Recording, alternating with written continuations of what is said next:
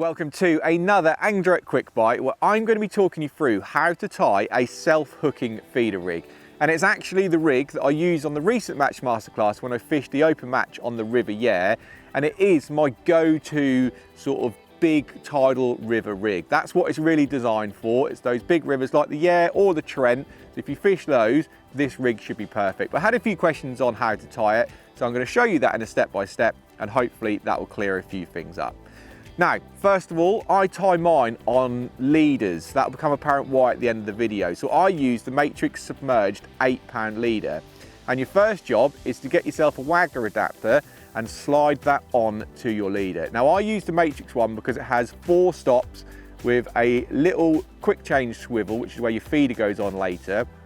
And it's nice, they're nice and tight on your main lines. You can use any waggler adapter, but as long as it's got a quick change swivel running in between stops, it will do the job. So you slide that onto your line. Now you need to tie a small figure of 8 loop knot in your leader, but it's very important to leave yourself a relatively long tag, because it's this tag that you now twist together against the main line.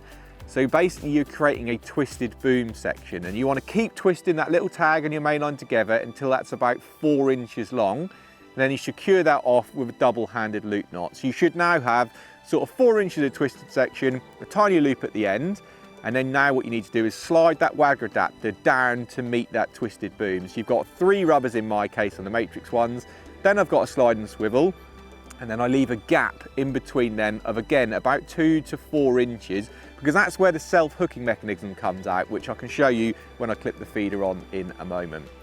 So once you've done that, it's now just a case of, in that tiny little figure of 8 loop you tied at the end, is I attach a Matrix hook link swivel. Now, it's really easy to do. You just go through the swivel, pass the loop over it and pull it down tight. And that is just to clip my hook links on for speed.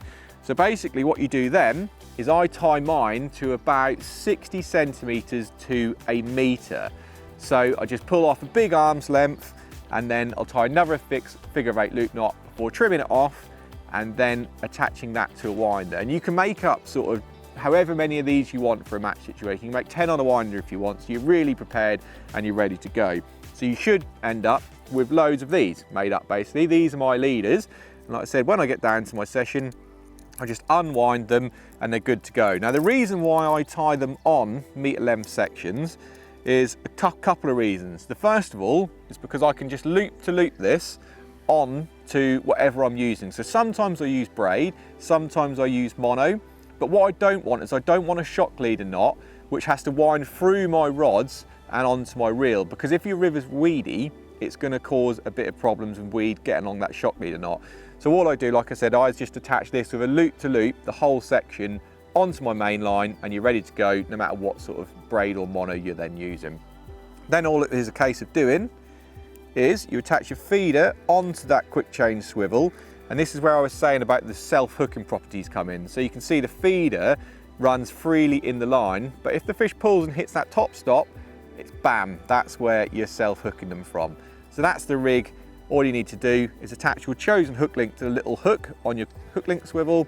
I use the 1 meter versions from Guru, size 14, purely because I'm lazy and don't tie too many hooks. But if you tie your own hook links, it doesn't matter. So you just clip that onto there and your rig is finished. The one other thing that is well worth a mention is this twisted boom section does need to be longer and hang below your feeder, because that will stop all of your tangles. So long as this is hanging below your feeder, you are good to go, and that rig should be catching you plenty of fish. So I really hope that's cleared up how to tie it. That made sense to everyone.